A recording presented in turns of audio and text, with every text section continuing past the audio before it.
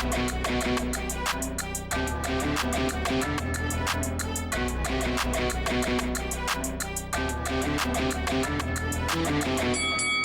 guys, welcome to Boxing Squared for boxing news and views from around the internet.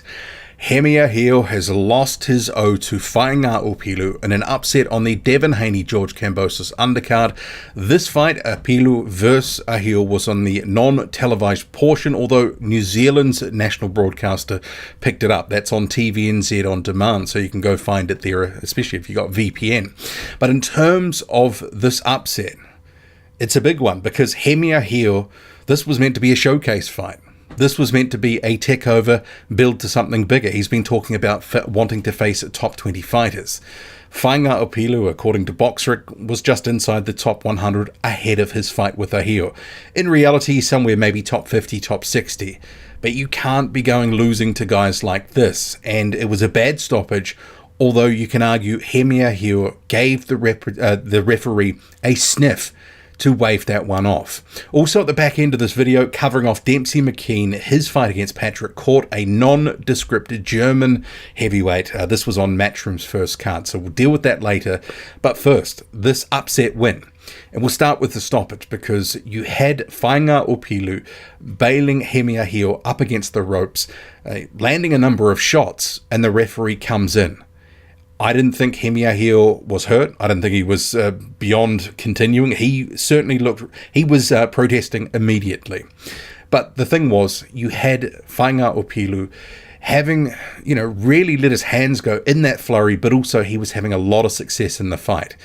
In the opening rounds, and this was a very sort of fast, frenetic, close quarters action.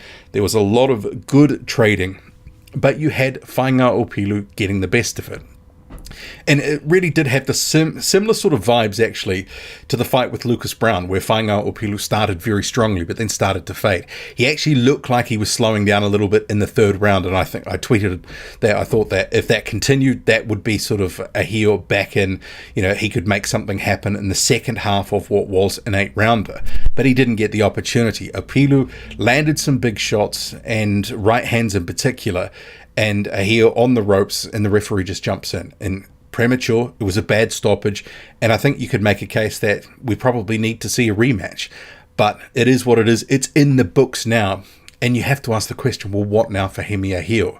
He, in terms of the New Zealand heavyweights, probably the third best heavyweight, but where does he go from here? 32 years old, he's just dropped this fight, although somewhat controversially, to Faiga Opelu. It's 32 years old. He kind of has been in, pretty pedestrian fights in recent years. And you can argue that Ahio has been not well served by the matchmaking. And with the limited run of quality opponents, and it's been so threadbare, you can probably make a case that he's been underdone heading into this one. He's a guy that needed to be stepping up a few years ago, beyond the level of a Faiga Opelu. But in this fight, he sometimes just was a bit lackadaisical. He was getting hit a whole lot. The head movement after a round or two was really out the window, and he was getting pieced up by Faiga Opelu, who started fast, was landing more, outworking Ahio. He was landing the more eye-catching shots. There was one or two shots that rocked Opelu, but for the most part, Faiga Opelu just kept plugging away, landing right hands, left hooks, good jabs. He was getting the best of the action and was in control for the most part. Knocked Hemi Ahio's mouth guard out, and after the third time that the mouth guard out, Ahio was warned, look, I'll take a point next time. But obviously that never came into it because the referee jumped in. It was premature, it was bad. I do feel for Ahio in that respect. But the fight until that point, it was all heading one way. That's not to say that it couldn't have changed, because obviously Opelu does have some form for gassing and has been taken out before after a strong start. And the question now, well, what next? Because he's in a little bit of a no man's land.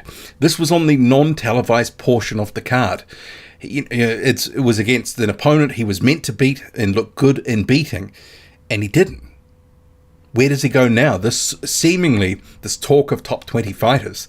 I mean, he didn't look a step above or a cut above Faiga Opelu. If anything, he looked very pedestrian in that fight, somewhat uninterested at times and defensively irresponsible. And he has paid the price. People can complain all they want about what's happened with the referee jumping in, but up to that, it was all Faiga Opelu, basically for the entirety of the fight. Where does he go now? I'm sure that his management and his Tai Taludabella as well, they'll be unhappy with the result, but they probably needed to do better for him. I don't think he's been well served in recent years with the matchmaking. It hasn't been good. So Hemi Ahio, sort of dire straits for him, a little bit of limbo, because you'd have to imagine he'll have a comeback bout if there's no rematch, and well then what? So it's probably going to be another year of mostly nothingness. By then, another year slipped by, and he's nowhere near sort of a meaningful fight.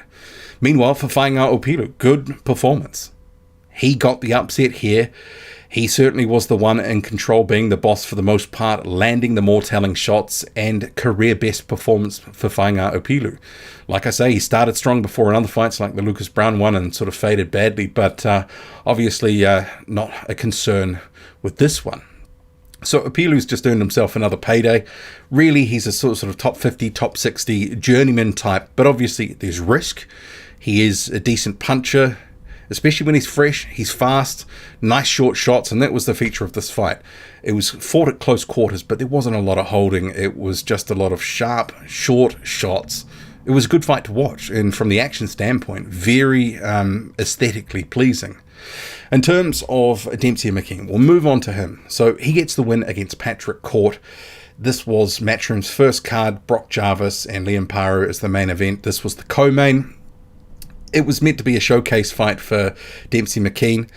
Stops Court inside 3 rounds, but it was just ho-hum in terms of the performance. You had Patrick Court, what was it, the number 15, 15th best heavyweight from Germany. It was a really nondescript opponent with a padded record, just the one loss. If you'd seen any of this guy's fights before, very stiff, upright, basically no head movement and begging to be stopped. And it wasn't a good spectacle, a lot of holding, it was very sloppy, wasn't a good view. Ultimately, Demsey Mckean, as Patrick Court started to fade in that 3rd round, with some body shots, uppercut, that sort of stuff, ends up taking him out. Is what it is. But you have to ask the question, well, what are they doing with Demsey Mckean? Because the matchmaking has been pretty pedestrian. He's fought better opposition before he signed with Matchroom, and he's getting guys like this previously, like Bracamonte. He's well above this level of opposition. What's the plan for him? Are they just trying to sort of fatten him up, build his name, and then feed him to a big name heavyweight within the stable? I mean, you have to ask the question, but the thing is, Matchroom don't have a lot of heavyweights. They don't.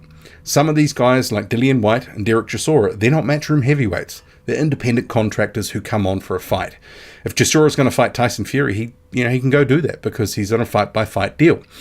And you have, for example, in the stable, Zhang Jilei, Anthony Joshua, Filip Hrgovic, and to be honest, there's really not much else in the Matchroom stable at the moment. They've shed a lot of guys in recent years, so what's the intention? What are they going to do for him? Is he going to be a return opponent for Dillian Whyte's comeback? That's a possibility. Is he going to be saved if Anthony Joshua does this world tour that Eddie Hearn's been talking about?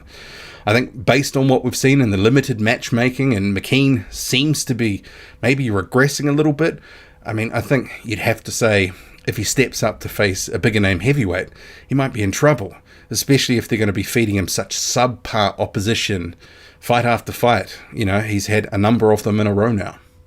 What do you make of it all? Drop a comment, loud and often. Hit like, hit subscribe, follow me on Twitter. Boxing_squared.